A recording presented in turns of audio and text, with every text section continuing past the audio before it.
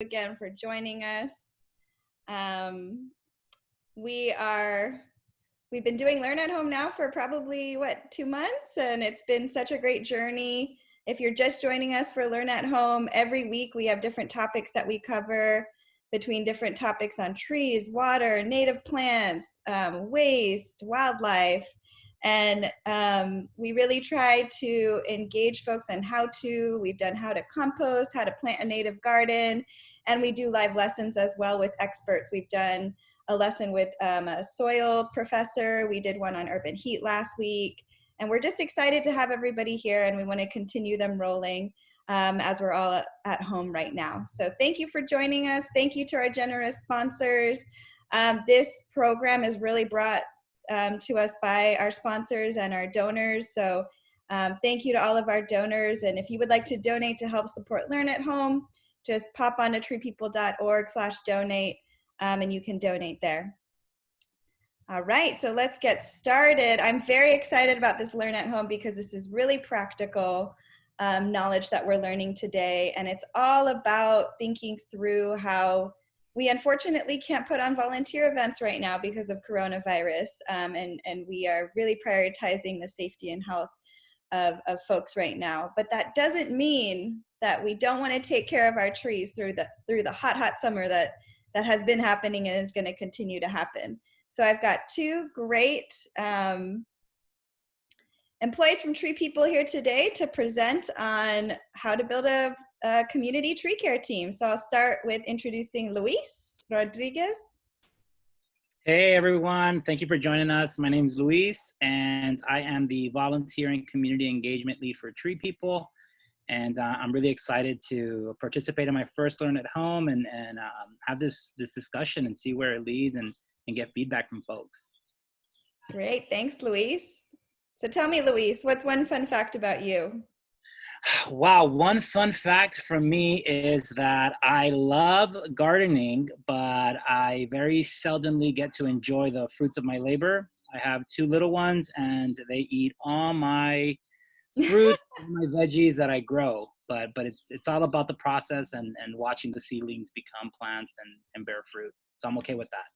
I love that. I love that. If you're growing any plants or fruits or veggies right now, let us know in the chat. We're going to be using the chat the whole time to communicate. If you have comments, questions, we're going to save the questions for the end of the session.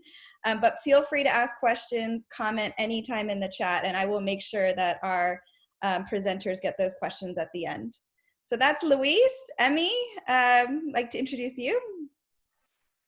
Hi everyone, my name is Emmy and I'm a youth leadership coordinator for the environmental education department at Tree People. This is my second or third or fourth time doing Learn at Home. I've loved engaging with you all virtually. Thank you so much for joining us today. Tree planting is one of the most exciting activities that I do with while engaging with middle and high school students in LA. And since lockdown started, even though we can no longer do in-person projects, I'm really excited that we now have this opportunity for you guys all to hopefully take action and do something positive for the environment. Great. Thanks, Emmy. What about one fact from you?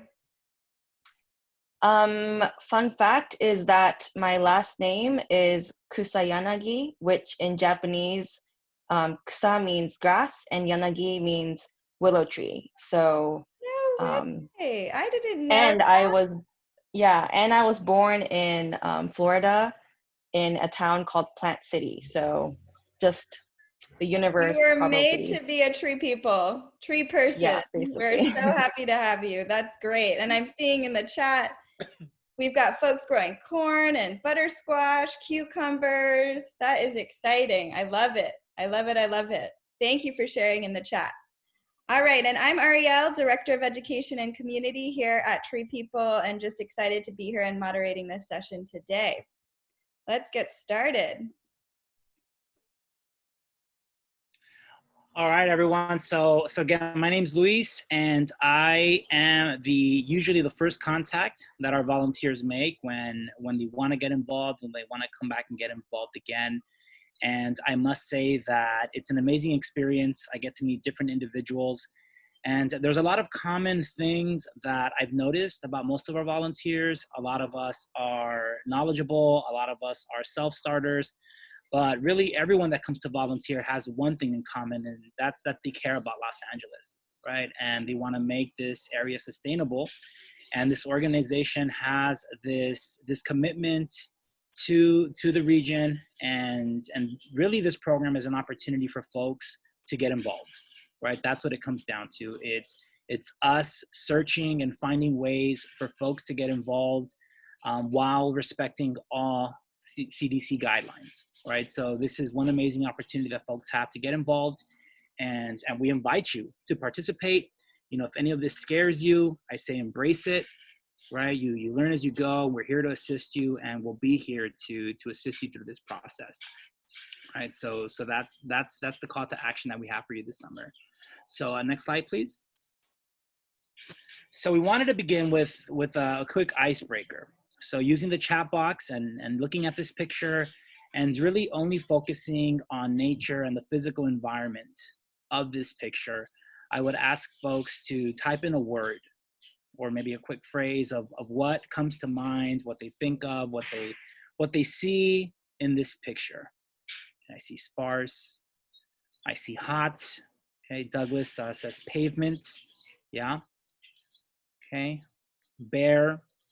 Yeah, those are some words that I would agree with, right? And the team was talking about the Learn at Home series that we have. There's an amazing one on urban heat, you know, and the importance of trees. So big sky, houses.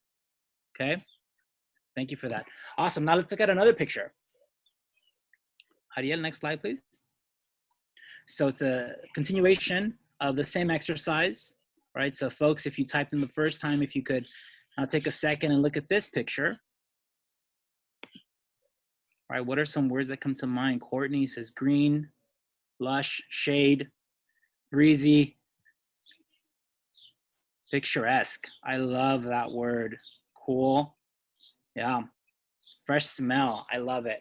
Yeah, and really another word that comes to mind for me is canopy, right? Look at those branches. Look at how amazing these trees look once they're mature, right? You have to remember that there was a time when these trees were young trees, right? So that's awesome. So that's a great exercise to really set the tone for this conversation and for this program that we're introducing to our volunteers today. And I want you to take this exercise with you as we have this conversation, as we roll out this program, right? Now, Ariel, if you could do the next slide, please. Right, and the question then becomes, why should we even care for trees, right? Why trees and why tree people, right? What is so amazing about these things we call trees?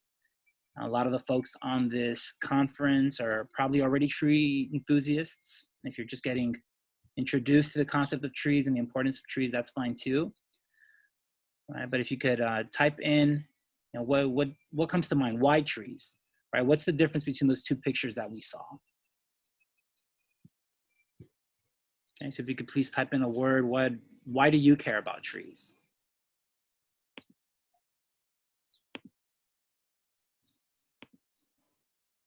They bring people together, oxygen, climate change, beauty. Oh, I love it. Yeah, these are our people, Ariel. These are our people. Birds, home for birds. Yes, I love it. Biodiversity, we need them to live. I love it. I love it. Well, Emmy, what do you think? Well, there's just too many to pick from, the long list, but I will talk about one of the major benefit of trees that we want to highlight. If you could click on the next slide, Ariel, is heat reduction and their cooling effect on our cities and streets. So last week we did our Learn at Home topic on urban heat. So if you were there, you probably learned a lot about that. And extreme heat is actually the #1 weather-related killer in the United States, more than storms, more than hurricanes, more than snowstorms. And I'm sure everybody here knows how hot LA can get in the summer. And in fact, average temperatures in Los Angeles have risen 6 degrees in the last 50 years as tree coverage has unfortunately declined, and the number of heat absorbing roads and buildings has increased, as well as climate change on the global scale. So by having trees, it can cool the city by up to 10 degrees Fahrenheit and provide shade for our homes and streets. And this breaks up what we call urban heat islands, and the trees release water vapor into the air through their leaves. And so we're basically helping mitigate a major public health issue in Los Angeles by planting trees and reducing urban heat. So if you can go to the next slide, there are, of course, so many other benefits that trees provide us, including improving air quality, conserving energy, preventing water pollution, providing food for not only humans, but also animals, and providing habitat for wildlife, community revitalization and beautification, as you all mentioned earlier in your comments. And also trees have been linked to mental health benefits as well. And finally, combating climate change. And actually the list goes on, but you can actually go onto Tree People website, and we have a really cool graphic. It's called 22 Benefits of Trees. And there's 22 benefits in there that I'm sure you didn't know about. I learned a lot when I first saw that graphic as well. So if you have time, check it out. And if you can go to the next slide. So now that we've talked about the benefits of trees and why we depend on them for having a healthy community, why are we asking you to care for them? Why do we have to care for them? Isn't it enough to just plant them and trees will grow to be big and lush on their own? You might be thinking this, and unfortunately that's not the case, which is why we're calling on you today to help us. So trees growing in unnatural and stressful environments, urban environments like Los Angeles, face challenges that trees in their natural settings would not. In a forest, for example, young trees are supported by their surrounding ecosystem with checks and balances, with soil, and with probably not so many humans around. In a city, however, trees are usually confined between hard surfaces like pavement and buildings, and they're just a lot more exposed to the elements, as well as including people who might even ignorantly mess around with the trees, especially younger trees, as actually our urban foresters would tell you.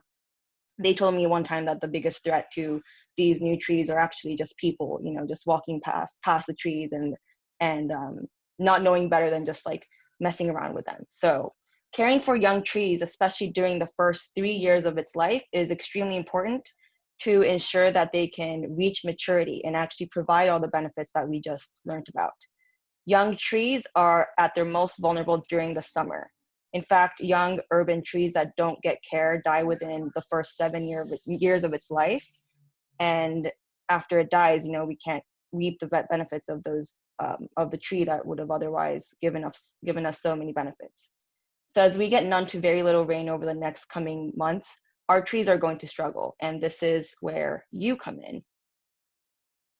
So if you can go to the next slide. So today we're asking you to build a community tree care team. Luis and I are here to teach and guide you step by step on how to do this, how to build a community tree care team. And we're going to go over Tree Care 101, share tips on how to actually create a tree care team, as well as share additional resources to support you through this process. So the first step to doing community tree care is going out and walk around your neighborhood and map the site where you can do tree care. So you can create a simple map on your own with a piece of paper, or you can, make one online and print it out, or you can also just use a Google Map image or Google Earth, whatever is easiest for you. And when you're walking around your neighborhood, make sure to mark young trees, which are typically under 25 feet tall, planted in the last 1 to 4 years, and have a trunk diameter of less than 4 inches. So it'll be a good idea to bring a tape measure when you go out to explore your neighborhood. If you don't have a tape measure, you can use a piece of string and a ruler to take these measurements. And you also want to mark empty tree wells, which are basically empty cuts or holes, or sometimes they're square spaces in the concrete that used to have trees. And this provides, this site is basically for future tree plantings. And it's nice to take note of these for the future as we lead tree planting trainings. So if you notice that your neighborhood could use a lot of trees, there might be opportunities to plant more trees there in those tree wells. So the next step is to form a team and make a plan. A team starts with you. It doesn't have to have anyone more than you if that's your team, but consider, if you can, inviting family, friends, neighbors, coworkers, student groups, scouts or youth groups if you're youth, church groups if you go to church, or other groups that you affiliate yourself with. Choose a name for your team if you want, so that you can have a sense of identity and solidarity and that motivation to sustain the momentum of doing tree care throughout the summer. And then register your team with Tree People, which we'll show you how to do later on, and it'll help us keep track of your work and acknowledge what you're doing. And then get started. And in getting started, the most important task will be to ensure that the trees receive deep watering. And so you want to choose a day and a time each week to care for the trees. Then create an invitation and let others know, whether it be a phone call, email, DM, WhatsApp group, but just let them know what you'll be doing and where to meet. And also consider what you'll need, which are source of water and how you will transport it. Luis will talk about this later on. And gloves, which are really important to keep your hands, safe. And supplies for watering, which again, Luis will go over that. And tools for weeding. So now let's get into the basic tree care. So our tree care ask has 3 components, which are watering, weeding, and berm repair. So now I'm going to pass it on to Luis, who's going to go into the technical details of these steps. So. Thank you so much for that, Emmy. And I wanted to go back to a really, what I think is a really important point you made. And it kind of speaks to the adaptability of this program, right? So you talked about folks being able to do this individually. And then you also mentioned service groups being able to do this, right? So if you're part of an organization that isn't meeting, and you're looking for a way to rebuild that sense of community, then your group members could essentially do this on their own neighborhoods, right? And you can get creative. You can share pictures with one another, share pictures with us. This really provides that opportunity for solidarity, for giving back, which I'm reminded every day that Los Angeles has so many service groups because we get so many of them that want to volunteer with us. So this really is an opportunity for folks to get creative within this program and find ways to reconnect. So please embrace this challenge and let us know how you do it, because there's so much opportunity here. So we want you to do this correctly. And we're going to send you resources, and we have so many resources and videos that we'll share with you, and we're happy to do that. But some things that are really important, and some things that I've seen volunteers kind of learn at our events, and some things that we really want to make sure you do correctly.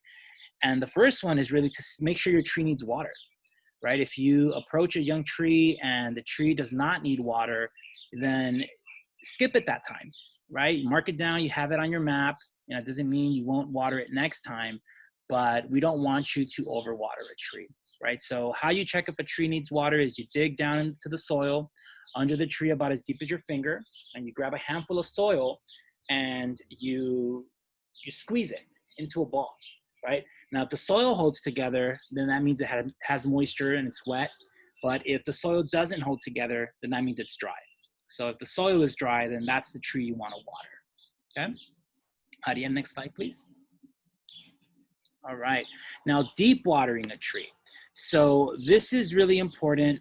The idea here is that you want the water to go to the roots, right? You don't want to water just the top layer of the soil, because that's not the best practice for the tree. What you really want is for all that water that you're putting into the tree to go down into the roots, because that's where the trees drink from, is the roots. So slowly deep watering your tree allows the water to get down into the roots. You want to fill the basin around the tree with water, just like it is in this picture here, and let it soak into the ground. Okay, and you continue to do this until the tree has received 15 gallons of water. The next question is, Luis, what is 15 gallons of water? Okay, Ariel, next slide, please. There are a couple of different ways to determine 15 gallons of water, right? You could do 15 1-gallon plastic milk jugs, right? So, we're not asking you to save 15 gallons, but if you have one, you can fill it up 15 times. So that's one option. The third one here is you can run a hose for about 2 minutes. It's usually what it takes. And if it takes 2 minutes to fill up one 5-gallon bucket, then it would take 4 minutes to fill up 10 gallons, meaning it would take 6 minutes to fill up 15 gallons. Now, Ariel asked me a question at the beginning, right? She said, what's a fun fact about me? And I shared that I had kids. So what I like to do, and if you have nephews, or if you have, if you're an educator, or you want to give some suggestions for your family members to get involved, or if you have kids, what I like to do is I fill up a 5-gallon bucket with water, and it's kind of heavy, and I take it next to the tree, and then inside the big bucket, I have a little bucket. So then my kids are able to get the water from the big bucket and pour it directly into the tree. They love it. It's fun. They get wet. They get outside, and it's all safe, right? So that's one suggestion. If you think of other ideas, again, share it with us. You can post pictures. You can email them to us. We really want to turn this into an interactive, and we want to learn from you as much as possible. Luis, I just want to say, I think it's amazing that you involve your sons. I'm sure they're going to grow up and just have these memories that their friends probably don't have. And they're going to be like, I remember taking care of trees with my dad, and it's just going to instill in them so much love and care for the environment. And yeah, so I think that's amazing. Thank you for that. I mean, and I would agree with you, just based on stories that I've gotten from volunteers. We have intergenerational volunteers that come out to our events, and they're telling us, over and over how they remember coming to a Tree People event. They remember going to our park for a hike. They remember the way the sage smelled when they went to a hike. And those memories really do stick with children, right? So yeah, that's a wonderful point. And we know that nature, definitely. right? We know that nature heals. So thank you for that. All right, the other ask that we have of you is to remove weeds and grass, right? And this really connects to the idea of making sure all that water gets to the roots. So if you water a tree and there are competing, there's competing life there, there's weeds, then the weeds will drink some of that water. So you might pour 15 gallons of water, but if there's weeds there, the weeds are going to drink part of it. So then you're not really accomplishing your goal. So weeds are small plants that grow around the base of your tree.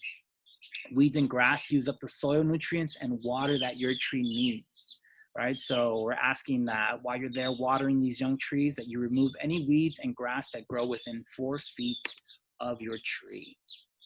Okay. Adia, next slide, please. All right, now this one can be a little tricky, but I think it's also the funnest, right? And this idea of rebuilding the berm is very important, right? So the berm it's this donut, it's this circle that's around the tree. And what that does is it helps you make sure all that water goes down to the roots as well. It's also really handy in an urban environment because it lets lawnmowers and weed whackers and people that are walking by know that there's a tree there, and it's kind of just that visual reminder that, hey, this space, it's part of the tree, right? So berms are great. So you create or rebuild the berm just outside the root ball, about 4 to 6 inches high, and then you firmly compress the soil so no water will escape. So if you're watering within that berm and you see the berm start to collapse, then that means you need to pack it in a little more, right? And based on this picture here, if you're watering and that water goes over the berm, then the water is going to start to spill out, right? And that's the other amazing thing about the berm, is that it's that reminder, and it kind of helps you slow down, right? Which is really important here.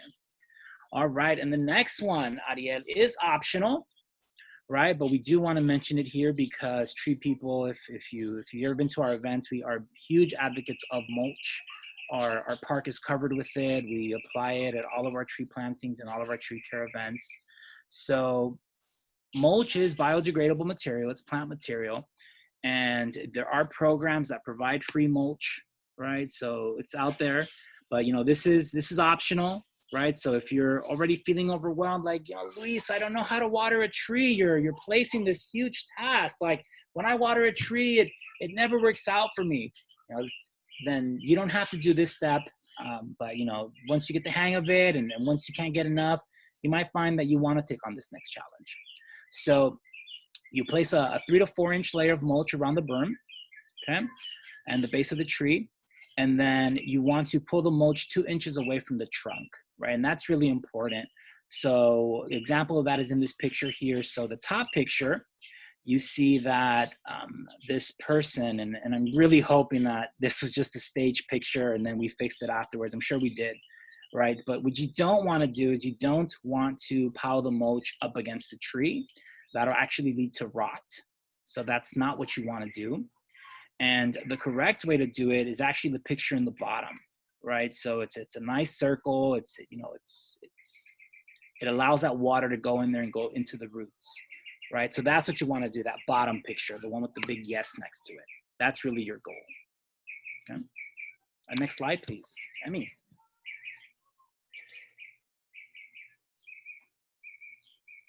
Sorry about that. People are often concerned about their water bills and how much it costs to water trees. So Luis just went over how to do the tree care, but it might be a lingering thought like, will it cost me anything? Well, we did a little bit of research at Tree People because this is a question that we often get from residents and just volunteers who want to do tree care. And we learned that it actually doesn't cost that much to take care of trees. In fact, it costs as little as a carton of eggs, $5 to water a tree for an entire year. So if you consider the benefits that trees provide for us in our communities, it really does pay off, I believe, personally. And so just to share how much benefits trees give us is one study published in New York in 2017 determined that trees provide an average of $505 million in benefits to each megacity every year, or the equivalent of $35 in free services provided by trees to each megacity resident. And in this study was Los Angeles was one of the megacities that the research included. And so, yeah, it's just, a lot of benefits ranging from air purification to cleaning our water and all the other benefits that we provided. You can't put a financial number on that, and this is what they found. So it's pretty remarkable. And so as you can see, it doesn't really cost that much to care for these trees, and the return benefit is so great, which is another reason why we're so excited to have our volunteers help us do tree care. And I also ask on behalf of our mayor, actually the mayor of LA, who asked us for our help in this. And so now we're extending this ask to you guys, because we know we have such dedicated volunteers that want to give back, that want to make a difference. That is also a bonding experience for people during this time as well. You can even keep your social distance while doing this and just help the environment and help trees.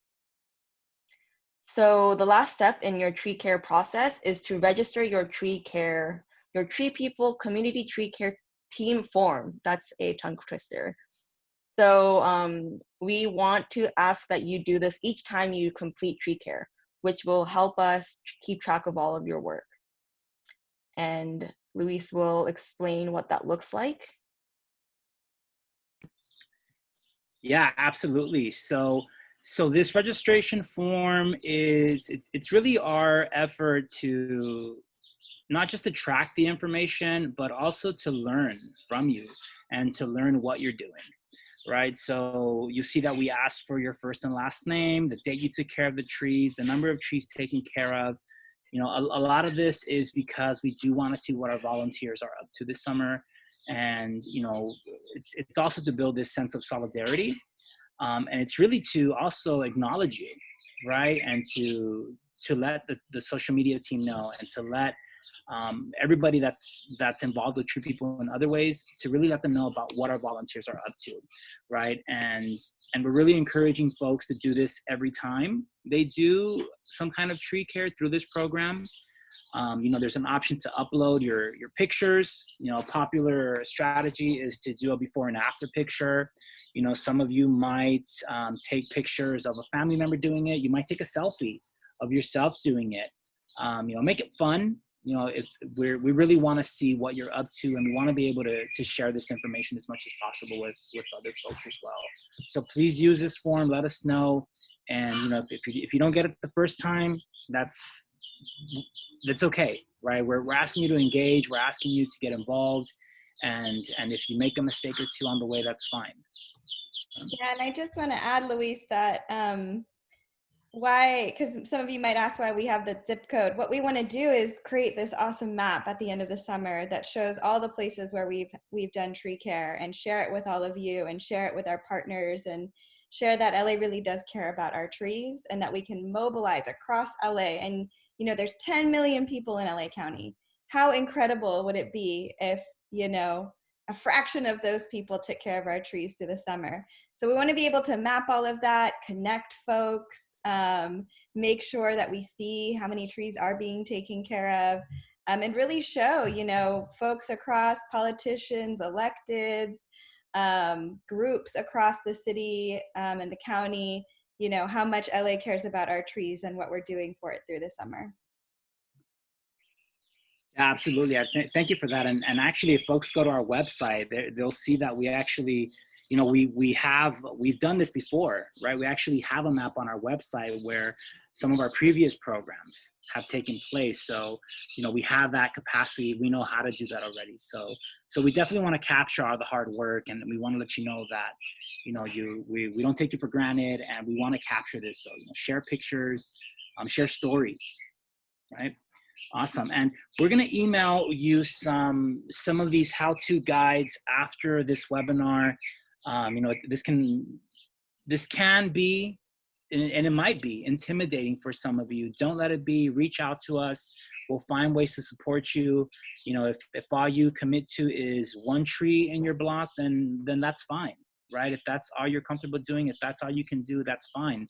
And there might be some of you that might be leaders of a service club. You might have kids in your home, and you're able to take on more, right? Let us know. We want to know what you're up to, and any work you can do is amazing. So we'll be sharing these guides. It has step-by-step guides on how to form your team, how to walk the streets, and learn what you'll be doing. And we also have, next slide, please, Ariel. We also have, which we'll be sharing, our videos, right, on how to do some of these things like deep watering and building a berm, and how to remove weeds and do all these other things, right? So be on the lookout for that email. And next slide, Ariel, please. Right. So questions. We're happy to take them. We have a lot of questions. So yeah, I'm going to start from the earlier sessions and just reiterate that the first question was, can we have these slides? And the answer is yes. We're going to be sending out a recording, worksheets, the link to the tree care form. You're going to have all of those resources. We will send them to you in one email so you have it all in one place. We'll also include an email for you to send any questions that you have, or any concerns that you have, and we'll figure that out. All right, so some questions. How often should a tree be watered in the summer? Does it need drier intervals to toughen up and accustom to our inherent climate? That's a great question. So I'm gonna try my best to answer these questions, and I know that Chris from our team is on standby as well. So our ask is 1 deep watering a week, right? That's really what a tree needs. Now, folks should know that the trees, and this is just tree people, and a lot of our partners, the trees that we plant are actually from an approved list, right? So we are working with trees that have the statistics that will succeed, right? So the trees that we plant, our goal is for those trees to create canopy and to provide cooling, right? So that's our ask, that's our strategy. That's what we ask for residents whenever we plant trees in neighborhoods. We ask residents to take leadership with their tree, and we ask for 1 deep watering, which is 15 gallons a week. Great. Okay, next question. Would you suggest creating a berm when a tree is a concrete tree well, or is the concrete tree well a berm? That's a great question. I would probably ask for them to send a picture. Ideally, you want some mulch, right? But we know that everything is situational. We know that you may not have the space for a berm. We know that not every situation is the same. So I would probably ask for a picture on that one. You can send it to the info@treepeople.org, and I would probably refer to my team to answer that question. But Great. the main thing is we want that water to go down to the roots. Yep. That's the main goal. Yeah, so if the concrete well is keeping the water in, I think that's the main goal. That's why we do the berm. So if you're seeing that and the water is staying in, that is the key. Okay, next, are there any suggestions on how you transport the water to watering trees? That's a great question. I live in an apartment, and I've got a couple of trees that I would like to take care of on my street. And I do have a big bucket, and that's what I plan on using. It's a good workout. But also wagons, things like that make it a lot easier as well. Any other thoughts, Luis, on that one? No, that's a great one. It really does depend on the situation, right? Maybe you're not you may not be physically able to go down a flight of stairs carrying water. Then that you might need to do a little legwork and see if there's an available water source that you can pull from, asking that resident to see if you can have access to that water. That's one suggestion, but it might be that you have to do 15 trips with 1 gallon water bottles, right? And in that situation, then maybe you're just committing to that one tree, right? But that's awesome, because we know that in the summer it's when a lot of our trees dry up and aren't given that opportunity to provide canopy. Mm-hmm. Great. And I saw Chris here wrote, my mom filled gas cans and drove them to the different trees. So another suggestion.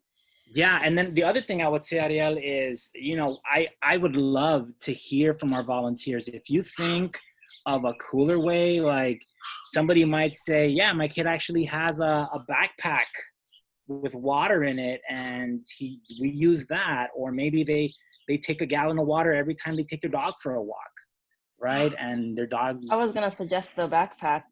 You can get one of those backpacks for applying herbicide, and you can just put water in it. It might be a little bit slow. The ones I've seen are like you just spray it on the side right here, and then spray comes out. But there might be they might have ones where you can just release it and the water comes out. So that's worth looking into as well.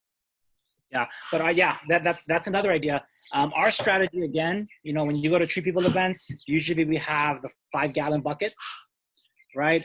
This is a really good size, and you don't have to fill it up all the way, right? This can become a 2.5 gallon bucket if you fill it halfway. But we find that this size it's really just ergonomically comfortable for the body, and it's just easier to transport. So if you have a 5 gallon bucket, that's really the most practical way to do it. Great. Okay, next question. Oh, this is a fun question because we love mulch at Tree People. I'm curious to find out why you choose to use mulch. What are the benefits? Yes. All right. And Emmy, let me know. I don't need to take up all the spotlight here. So we do eco tours at our headquarters, and one of the most amazing words that I learned through my time with Tree People is this word called biomimicry, right? It's us learning from nature, right? And if anyone's ever been to the forest, if anyone's ever been to a piece of land where nature just kind of does its thing, you see mulch everywhere, right? Because nobody's in the forest raking up leaves, right? Trees drop the leaves, and they're doing it for a reason. Because the tree knows that mulch, that biodegradable material, the plant material, the branches, the twigs, the leaves, all that material becomes nutrients, and it makes the soil that much stronger.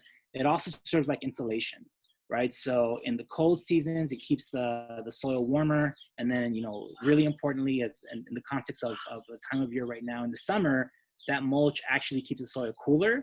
It also lets that water stay down, right? And it gives the roots a chance to drink that water. Otherwise, if you ever put water on cement, you see that 5 seconds later, the cement just dries up again, right? So mulch has a lot of benefits, but in short, it's nutrients for the tree. Yep. And when I'm out in the community, a lot of folks say to me, this tree, sometimes I hear it just sheds so much trash, the dead leaves and the dead flowers and things. You can sweep all of that up, and that creates mulch and a good berm. So just creating and taking, because that's what happens in the real forest, right? The trees shed, decompose, and create this healthy soil. So we can mimic that on our urban streets as well. All right, how does someone know if a tree is already being cared for and watered? Are trees sensitive to overwatering? Yeah, that's a great question. So our suggestion is to find a way to communicate with if these trees are on somebody's property. There's all kinds of different communities online. There's different apps where folks can communicate with their neighbors.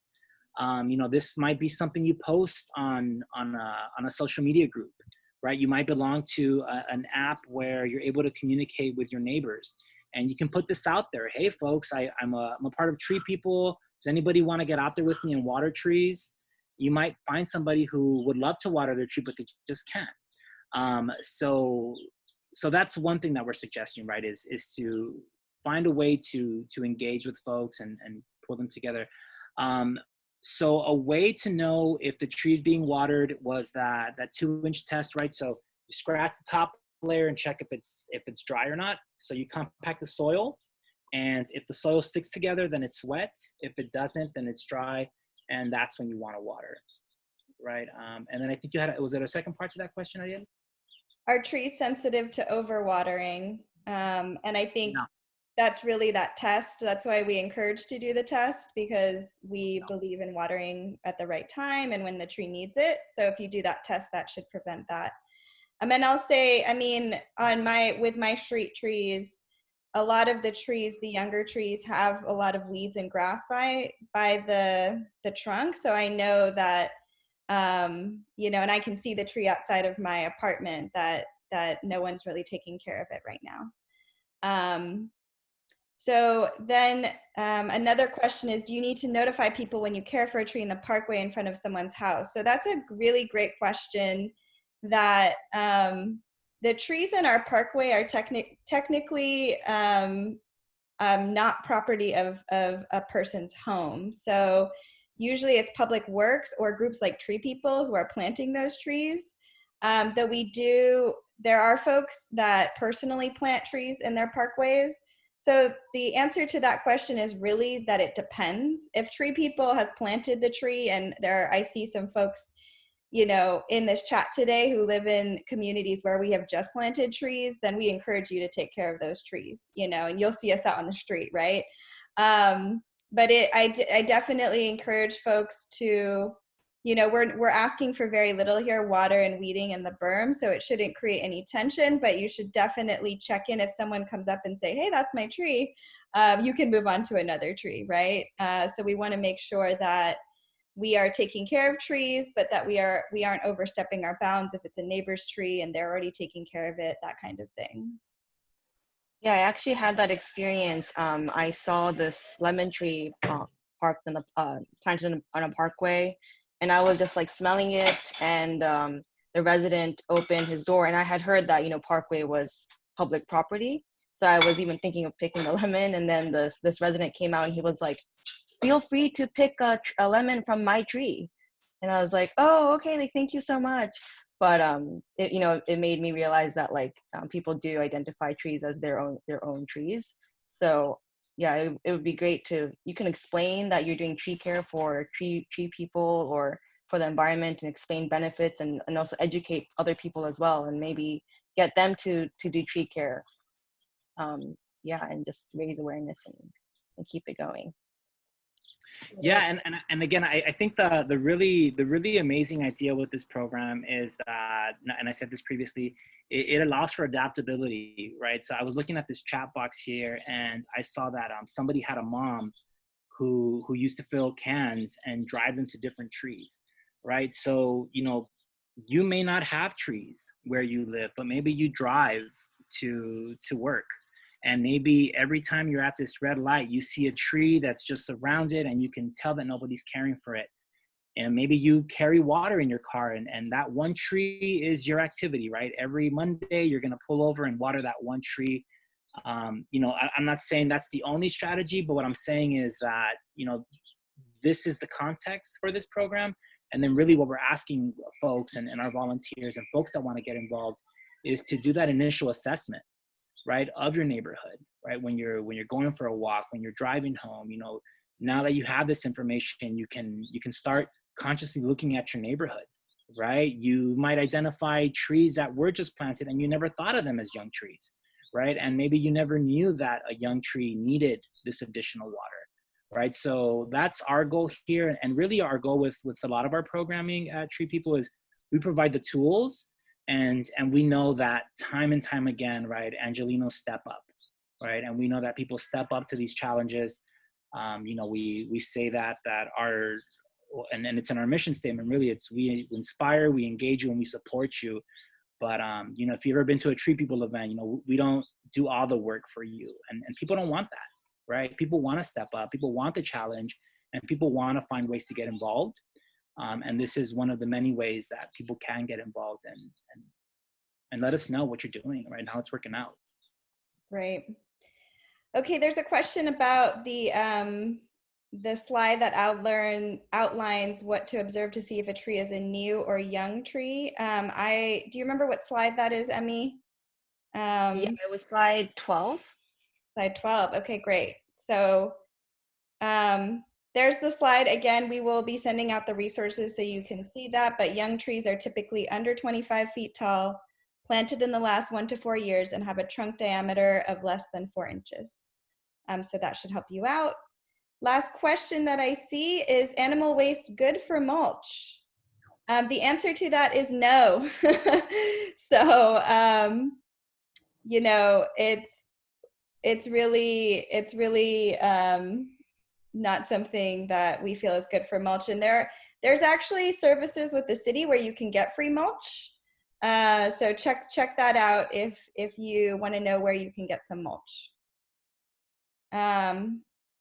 Should we water trees that aren't new or young? Right now with this program, we're really encouraging watering trees that are new and young. I'm curious, Louise, or maybe Chris, if you have ideas on older trees. So one of the resources that will be available with the materials is an infographic that we have on how to help older trees, more mature trees. And so check that out. It was something we put together during the drought when people stopped watering their larger trees to conserve water. But trees are just as, larger trees can be vulnerable under extreme conditions as well. So those are included in your resources. I also wanted to say something about mulch and receiving mulch. What I do is I have a local tree trimming company that I check in with. I tell them I'm looking to mulch my yard and my trees, and I'm looking for the really good chippy stuff. They know exactly what I'm talking about because I make sure I don't get anything with palm leaves or diseased trees. And they'll look at their schedule, and then they're happy to come and dump me a pile of mulch. And then you just bucket it up and I share it with my neighbors and put it in my yard. But this is a great opportunity for tree care, but they are happy to give it to you for free. So please do not buy mulch. Yep. Very readily available. Okay, I think that's it for questions. So many great questions. Thank you all for engaging and making sure that we have this right. So appreciate it. We've just really enjoyed talking with you all today. We'd love to see pictures of you taking care of trees. Again, we're going to send out all the resources so that you can log when you're taking care of trees. And let's just start this movement. I mean, it really starts with the folks on this call. We're going to do a huge push all over LA County. We're going to keep doing this training because we really just want to see a huge swell of folks taking care of trees this summer and stepping up. So appreciate you guys. Email us with questions. The email is there. Follow us on social media. We have a lot more Learn at Home activities coming up. I can tell you, I can give you the sneak peek that we have rainwater harvesting coming up, where we're going to teach you how to make your own rain chain and teach you how to do different rainwater harvesting techniques that are simple and easy that you can do at home. We have birds after that. We all love birds. We could hear Luis's birds in the background during this whole presentation. So stay with us. Go to treepeople.org/learnathome if you want to be on the newsletter to learn about all the new offerings we're going to have throughout the summer. So thank you, everybody. We'll see you later. Have a great day and talk to you soon.